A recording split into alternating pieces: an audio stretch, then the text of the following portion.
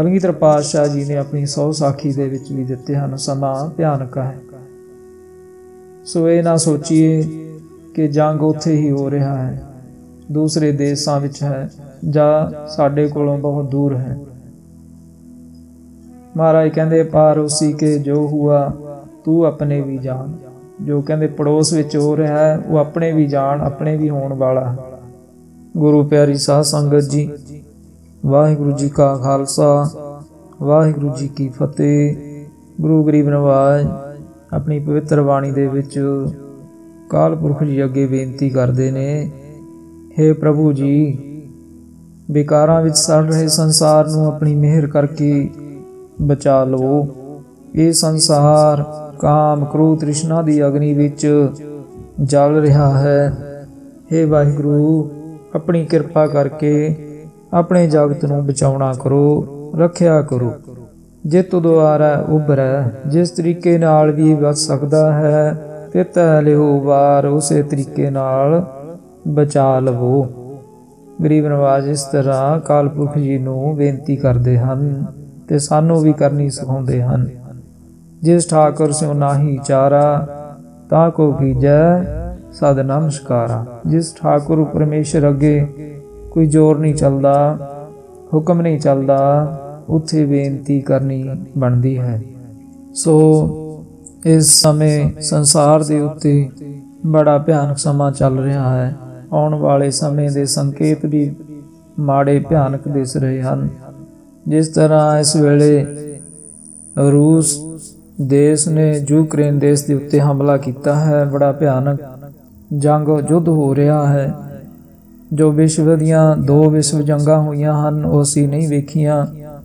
सो इस वेले जिसनों भी तीसरा विश्व युद्ध कहा जान लग पिया, वो असीं घर बैठे अपने टीवी के उपर, मोबाइल के उत्ते, इंटरनेट के माध्यम राही देख रहे हैं। किस तरह टैंक तोपां गोलियां चल रही हैं, जहाज बंब छुट रहे हैं, मिज़ाइलां चल रही हैं, जीव दुखी हो रहे हैं, दुनिया मर रही है। भावें वो दोवां पासां दी होवे, पर जीव तां जीव ही मर रहे हैं। जनता दुखी हो रही है, लखां वाले कखां दे हो रहे हैं। सो इस समय भयानक समा चल रहा है। जो कुदरती आफतां आ रही हैं, अग्गां जल रही हैं, एक्सीडेंट हो रहे हैं, हड़ आ रहे हैं।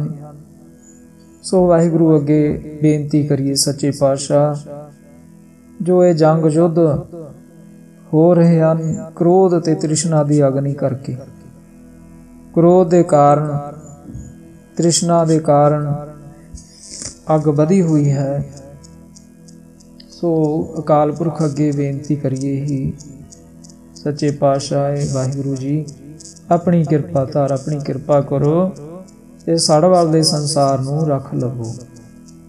सो इस वेले जो जंग हो रहा है, इस दे संकेत कलगीधर पातशाह जी ने अपनी 100 साखी दे विच भी दिते हैं। समा भयानक है, सो ये ना सोचिए कि जंग उत्थे ही हो रहा है, दूसरे देशों विच है जां साडे कोलों बहुत दूर है। महाराज कहते पार उसी के जो हुआ तू अपने भी जान। जो कहते पड़ोस विच हो रहा है वो अपने भी जान, अपने भी होने वाला है, इस वेले भी हो सकता है। सो यह औखे समय दे विच, भयानक समय दे विच वाहिगुरु परमेश्वर नूं याद करिए, नाम जपीए, वध तो वध गुरु बाणी पढ़ के अपना जीवन नूं सफला करिए। सो किसी वेले भी, किस समय भी वो विपता साडे ते भी आ सकती है। महाराज कहते परमेश्वर नूं भुल्लण कारण ही ये सारे दुख पैंदे हन। परमेश्वर दे भुल्लिया व्यापण सभे रोग। जे उसनूं याद करांगे वो सुखां दा समुंदर है, सानू सुख प्राप्त होवेगा, असीं सुखी वसांगे, उहदी दुनिया, उहदी बनाई हुई जनता सुखी वसेगी। सो महाराज जी कहते ने, बेनती करते ने, काल पुरख जी नूं अपनी किरपा धार। जिस ठाकुर स्यों नाही चारा, जिस अगे होर कोई चारा नहीं चल रहा, कोई हुक्म नहीं चल रहा, उथे ताको कीजा सद नमस्कार, उस चरना के अगे अरदास बेनती करिए, नमस्कार करिए। वाहिगुरु अपनी बनाई हुई लोकाई ते दया करो, कृपा करो, जिसनूं जल वल दे संसार नूं रख लवो, जिस तरीके नाल भी रखिया जा रहा है। सो वध तो वध गुरबाणी पढ़िए, परमेश्वर वाहिगुरु नूं याद करिए, उहदा नाम जपीए, तां जो इस संसार दे उत्ते सुख शांति वध जावे। नहीं तो वो अग जो जल रही है दूसरे देशों के विच, कल नूं अपने देश विच भी जल सकती है।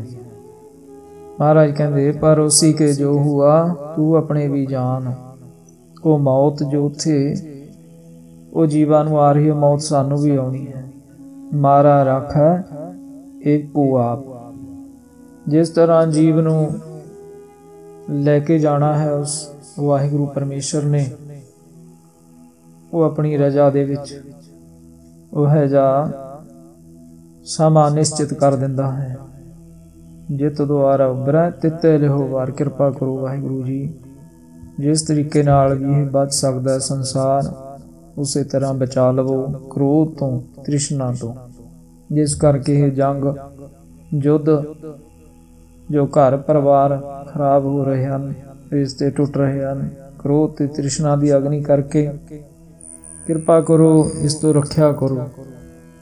तृष्णा की अग्नि, क्रोध की अग्नि, तृष्णा बिरले की ही बुझी रहे। एक देश का राजा दूसरे देश से हमला करता है, उसनूं अपने देश दे विच किन्ने सुख आराम प्राप्त हैं, पर उसकी तृष्णा नहीं बुझदी। महाराज गुरबाणी दे विच इस तरह बचन करते हैं, ऐसो राज न कितै काज जित नह तृप्ताए। कहते ऐसा राज की कम जिस दे विच रज नहीं आया, तृप्ति नहीं आई, सुख नहीं आया। वो तृष्णा दी अग बढ़ गई है। वो दूसरे देश से हमला करके उसकी संपत्ति हासिल करके उत्थे अपना राज भाग स्थापित करना चाहता है। वो फिर होर देश से हमला करना चाहता है। इस तरह करते करते महाराज कहते सगल सृष्ट को राजा दुखिया। एक देश का नहीं, दो देश का नहीं, कहते भावें सारी सृष्टि का राजा बन जावे वो भी दुखी है। सुख ना ही रे बहुता धन खाटी। कहते बहुता धन खटन नाल सुख नहीं मिलता, सुख तो वाहिगुरु परमेश्वर के नाम विच ही है। इस करके उसका नाम लईए, परमेश्वर नूं याद करिए, नाम जपीए, तां जो इस संसार दे उत्ते शांति कायम हो जावे। महाराज कहते ने नानक नाम चढ़दी कला, तेरे भाणे सरबत दा भला, सरबत दा भला मंगीए। वाहिगुरु जी का खालसा, वाहिगुरु जी की फतेह।